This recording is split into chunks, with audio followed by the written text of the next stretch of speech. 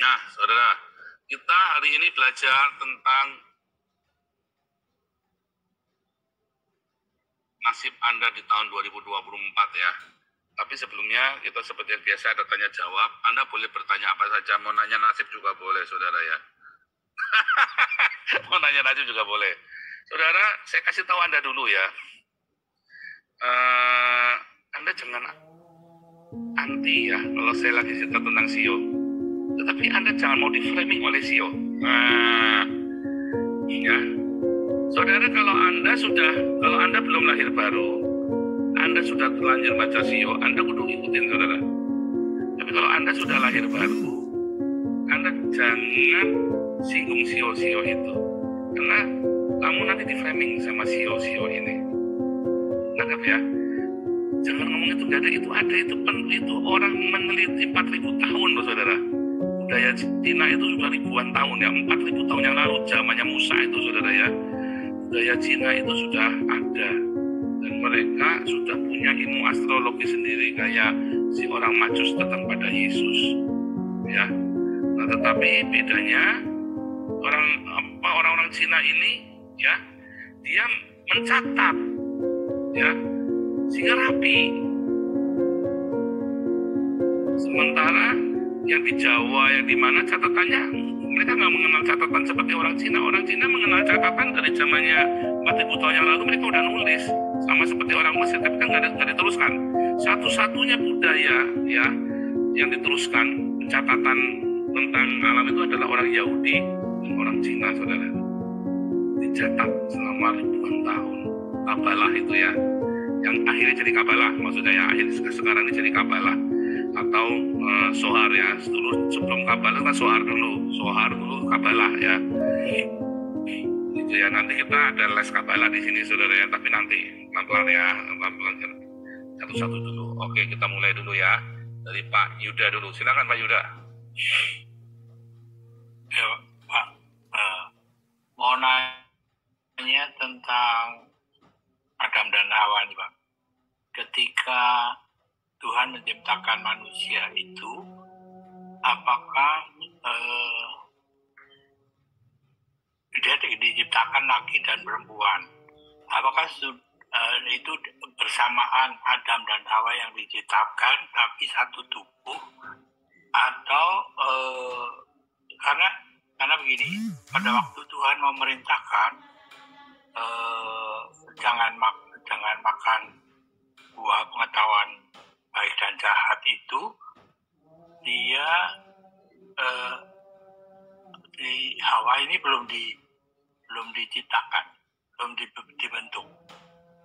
Nah, apakah pada waktu itu memang dua-duanya sudah ada tetapi satu tubuh, atau bagaimana? Ini kalau orang Yahudi, ada yang sebagian orang Yahudi yang berkata bahwa waktu Adam diciptakan itu satunya madhab sana, satunya madhab sini, Adam dan Hawa itu ya. Ada, tapi kan nggak semua setuju. Orang Yahudi itu selalu begitu ya, selalu ada yang bilang ini, ada yang bilang itu. Oke, dan itu dibiarkan begitu saja tanpa dibantah, tanpa dikasih kesimpulan. Nah, tetapi itu sebetulnya kejadian 2 itu bukan urutan. Kejadian 1 adalah sebuah urutan ya, kronologis. Kejadian 2 adalah sebuah deskripsi dari kejadian 1. Jadi kejadian 2, ketika Tuhan bilang semua buah di dalam taman ini boleh kamu makan, itu sudah ada Hawa. Ya, sudah ada Hawa. Jadi bukan hanya Adam saja yang dikasih tahu, tapi kepada manusia. Gitu, Pak. Oke, ya. Makasih. Intinya begitu ya. Tapi itu kan balik lagi, ada orang Yahudi yang menolak itu juga, tapi ada orang Yahudi yang bilang itu sudah ada, sudah tahu, dua-duanya sudah tahu. Karena waktu diceritakan itu tadi ya, proposit mereka. Gitu. Karena ada yang bilang bahwa ketika manusia itu dipersatukan, itu sebetulnya adalah reunited, bukan united. Jadi disatukan kembali gitu pada waktu menikah itu. Karena kan konsepnya tadi kan, konsepnya kan tadi Adam dan Hawa diciptakan satu menghadap ke sana, satu menghadap ke sini kan, terus dibelah, jadi itu sebenarnya kan dijadikan satu daging lagi di dalam hawa nafsu mereka kan. Nah makanya reunited. Pandangan itu juga boleh juga. Tetapi kalau saya ya apa namanya, nggak terlalu mempermasalahkan. Kalau saya tidak terlalu mempermasalahkan. Walaupun kalau kita mengerti, maka akan menimbulkan tafsir yang berbeda lagi. Kalau saya prinsipnya tentang laki-laki perempuan, mereka memang pernikahan itu laki-laki dan perempuan adalah karena mereka beroposisi, naked ya, beroposisi. Kalau nggak beroposisi mereka nggak menarik, Pak, gitu. Nggak atraktif, nggak attract ya satu sama lain. Karena beroposisi maka attract. Tapi dalam attract-nya itu kita tahu resikonya bertengkar. Gitu. Jadi kalau saya lebih ke sananya, kalau yang ada yang bilang masalah reunited itu, pokoknya nanti menghasilkan apa, pemahaman apa, darahnya apa, darahnya, gitu loh. Jadi nggak masalah. Kalau saya tidak akan mempermasalahkan itu, walaupun ada si siapa itu, Manis Friedman itu ya, dia mempermasalahkan. Ya dia reunited itu yang dia bilang. Tapi dia dengar dari Rapi itu. Manis Friedman itu ya, dari Manis Friedman yang pasal yang bilang reunited itu. Saya setuju, tetapi saya tidak mempermasalahkan itu, gitu ya. Oke. Kan itunya. Iya, mengerti ya. Oke, Pak Yuda. Maruli Siregar. Ya, salam Pak. Shalom. Ini kan pengalaman, bukan pengalaman ya, yang udah saya alami sekarang ini, apa, di kampung kita kan tinggal ya Pak ya. Jadi saya kan kadang sering keliling atau ya kan jualan. Ada air galon isi ulang segala macam. Kadang-kadang kita ke tempat orang-orang yang fanatik itu mulai hampir sekitar setahunan inilah ya. Jadi kalau kita ngasih salam gitu, sini kan banyak orang Jawa ya Pak ya, rata-rata Jawa lah. Jadi nuwun gitu, kalau dilihat kita gitu udah nggak mau jawab loh Pak. Jadi dia aja ya udah mulai seperti itu. Kalau kita jawab bikin assalamualaikum juga malah tambah kayak sinis dia kan. Jadi serba salah. Jadi ya pokoknya kalau pas kita nganter galon atau apa gitu, kita ketok aja. Kalau dia kadang ada juga sih yang kadang keceplosan kita kulon-kulon gitu ya masih jawab dia mangga atau monggo gitu. Tapi di tempat orang-orang yang udah kayak cingkrang begitu udah nggak kayaknya Pak, udah ngeri, udah nggak mau jawab. Maka malah justru kayak kita kayak dianggap apa ya, udah kayak dianggap sampah. Itu pengalaman yang kita alami sekarang aja. Jadi ya udah kita pintar-pintar aja apa menjalani kayak di kampung lah, di bersosialisasi. Nah itu pengalaman yang kami alami sekarang di sini. Terus pertanyaan saya Pak, kan ada satu gereja, orang tuanya ini termasuk panatua lah Pak ya, panatua, terus punya anak, dan anak yang pertama itu menikah dengan muslim. Ini yang cewek, jadi menikah dengan orang muslim. Kayaknya sih kalau yang saya dengar dia orang kaya lah, termasuk kayak guru ngaji atau punya pondok atau di apa punya universitas lah, termasuk orang penting di universitas gitu. Jadi si istrinya ini istri kedua. Jadi orang tuanya ini saya lihat ya ini bukan urusan saya, tapi kayaknya dimanjakan dengan uang. Jadi orang tuanya ini sering dibeliin, dikasih mobil, sawah, kebun, segala macam, pokoknya dituruti. Kalau menurut saya sih ya enak-enak aja lah, namanya dikasih sesuatu barang yang berguna, bermanfaat begitu. Tapi pertanyaan saya, sebagai seorang Kristen, kita kayak mana sikap kita sebetulnya, Pak? Maksudnya sikap apa aja, Pak? Orang tuanya. Waduh, itu dia, Pak. Nah, yang pertama dulu tadi nih. Yang pertama ya. Saya kalau ke kampung ya, saya akan tetap bilang kulo nuwun. Kalau dia nggak jawab, bodo amat. Tetap kulo nuwun saya. Ya. Kalau dalam suasana normal, tidak ada islamisasi, saya akan bilang assalamualaikum, nggak masalah. Ya kan? Tetapi kalau sudah kita dalam suasana sudah begini, saya akan maksa kulo nuwun untuk mengingatkan dia. Oh, kamu tuh orang Jawa loh, masa saya orang Cina lebih Jawa dari kamu? Kalau saya, karena saya kan orang Tionghoa kan. Sehingga ada satu tukang ngemis bilang, kamu ini kowe iki Cina mung luwih wong Jawa ketimbang wong Jawa. Nah, gitu ya. Sampai dibilang begitu saya, karena saya kalau sudah masuk ke sana, saya akan sebisa mungkin ngomong pakai bahasa kromo walaupun terbata-bata kepada orang yang lebih tua dari saya. Ya. Tetap sehingga orang-orang desa ini kalau saya masuk sana, dia sungkan sama saya. Saya paksa, saya nggak mau pakai assalamualaikum wasallam, nggak mau. Saya tetap kulo nuwun, matur nuwun ya Pak. Saya tetap akan gitu ya. Sanes kulo, pokoknya gitu-gitulah ya. Pokoknya yang ada yang untuk menunjukkan, ya. Saya tidak mau di framing dengan Islam. Tapi saya harus dari Jawa. Saya nggak boleh sok-sok Cina kalau ke kampung. Ya, dan itu prinsipnya orang Cina begitu. Lihat orang Cina, ya, itu masuk kampung, orang-orang Tionghoa pasti dia akan berusaha menjadi orang Jawa. Yang lucu orang Cina berusaha menjadi Islam, ini yang konyol itu ya. Nah itu ya satu ya. Jadi saya nggak mau di framing. Dan selalu berhasil. Ya. Kedua, kalau tadi orang tua terus anaknya ya nasibnya dia, ya kan.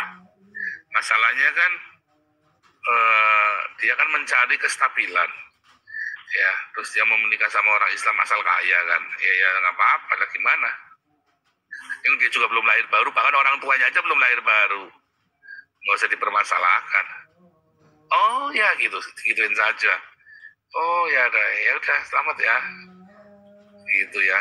Sebab orang tuanya saja, bapaknya saja yang Kristen aja belum tentu selamat kok. Terus dia biarin anaknya kami sama orang Islam, ya biarin saja. Belum tentu selamat. Ya kan? Gitu ya. Cuman itu kesalahan orang tuanya. Dari kecil ya nggak dididik. Kemarin waktu Bun Laki saya ajari ya. Kamu ajari anakmu dari kecil.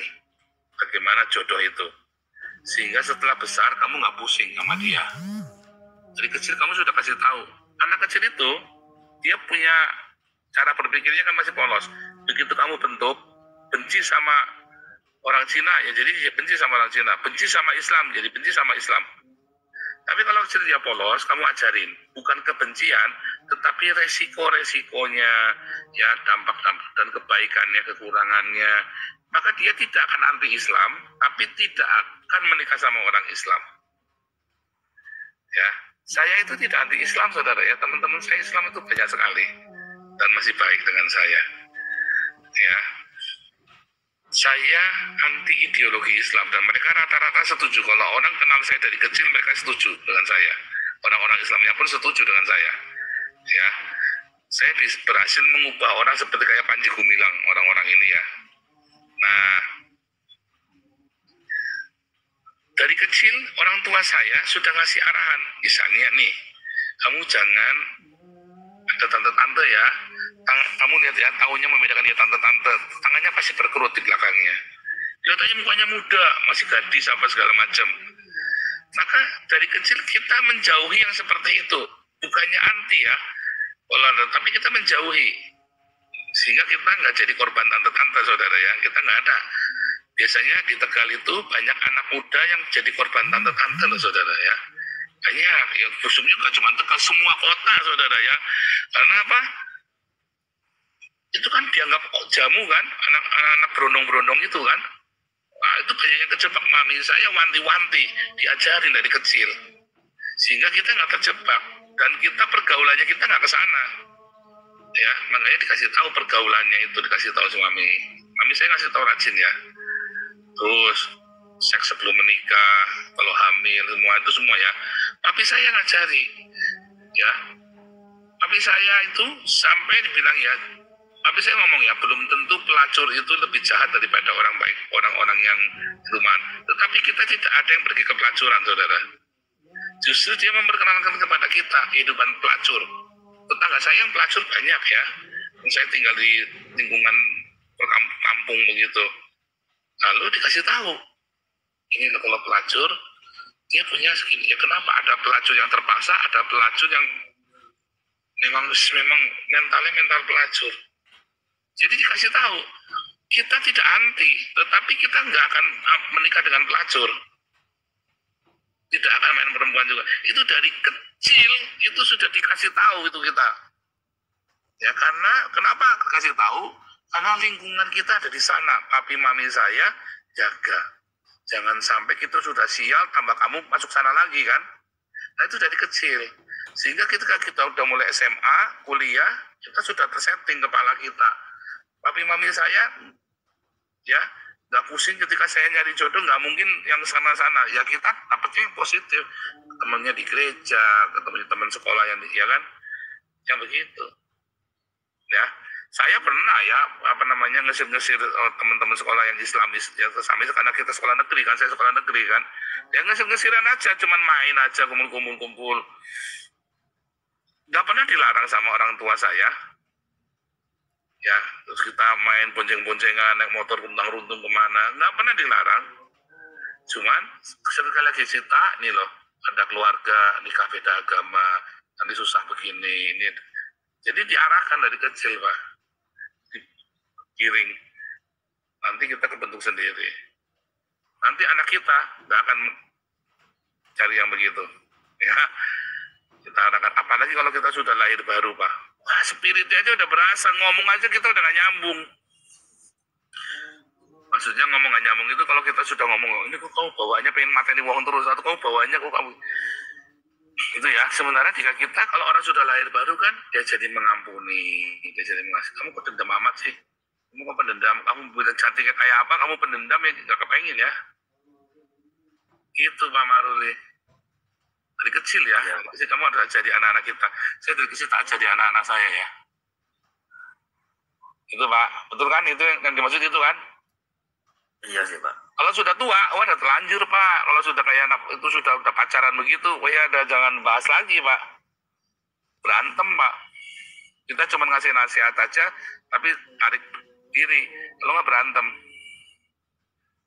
Tapi sebagai orang tua kan, ya Pak, saya ngelihatnya miris. Antara dia sebetulnya sayang sama anak tetap diterima, atau karena apa dia jadi malah kesenangan karena sering dikasih materi-materi seperti itu. Ya makanya saya bilang dia aja belum lahir baru Pak. Dari situ saya sudah ngerti dia aja belum lahir baru. Ya kita nggak bisa menghakimi juga. Nggak tahu. Mungkin hati dia miris juga. Iya. Cuman mau apa itu anaknya? Makanya dari kecil ya, kalau sampai ada orang tua anaknya menikah beda agama, itu salah orang tuanya, bukan salah anaknya. Ya, gitu ya. Tapi beda agama nggak masalah, saudara ya. Dan kalau orang Kristen menikah sama orang Islam, buat saya nggak masalah. Tetapi kalau orang sudah lahir baru, dia tidak akan menikah yang dengan yang tidak sepadan. Ya, kalau orang sudah lahir baru pasti beda. Gitu ya. Brian. Oh sebentar ini saudara ya, ini sebelum Brian ini ada saudara, ini ada kolektor. Lanjut, Brian. Pak Paul mau tanya, contoh akun Binjakeh itu seperti apa ya Pak Paul? Maksudnya? Kan ini apa itu? melanggar tetapi tidak berdosa gitu Pak Paul. Oh, yang itu. Ya. Nggak bisa, itu hanya dia, hanya Salomo saja yang bisa. Oh ya. Gini, Salomo ini adalah orang yang sangat berhikmat ya. Salomo adalah orang yang sangat berhikmat dan diberi hikmat yang luar biasa sehingga dia berdiri di batas antara dosa dan tidak dosa. Tapi nggak banyak orang yang bisa. Mungkin hanya Salomo saja ya yang punya karunia itu. Sebab begitu kamu tinggal antara batas di dosa atau tidak dosa, sedikit saja kamu masuk bablas, nggak bisa balik. Karena pengetahuannya itu. Tetapi Salomo tetap menuai apa yang dia tabur, apa yang dia tuai. Anaknya murtad ya kan. Negaranya pecah kan. Dianya selamat. Tapi ya itu tadi. Anaknya murtad, negaranya pecah. Selalu ada konsekuensinya. Sebaiknya jangan. Sebaiknya kita ada, udah kan cukup dari Salomo kita belajar. Setelah itu udah tutup. Kita ambillah. Yang bodohnya jangan kita tiru. Gitu Brian. Iya Pak Paul. Banyak orang mau coba-coba ikut-ikut begitu ya. Oh, saya dosa dikit gak apa-apa. Oh, nggak bisa balik, saudara. Banyak yang nggak bisa balik ya. Jangan coba-coba. Ya, jangan coba-coba. Seperti gaya hidupnya Salomo. Itu karunia khusus dan tidak semua orang punya. Dia sendiri pun hancur. Salomo sendiri pun dianya selamat, tapi kan kerjaannya hancur semua. Yesus saja ngomong ya, Salomo dalam segala kemegahannya tidak berpakaian seindah bunga bakung yang di ladang, yang hari ini ada, besok dibuang ke perapian. Ya kan? Wah, itu sindiran yang luar biasa loh buat Salomo kan. Gitu ya. Jadi sia-sia, intinya sia-sia deh mau gitu ya. Intinya sia-sia. Jangan.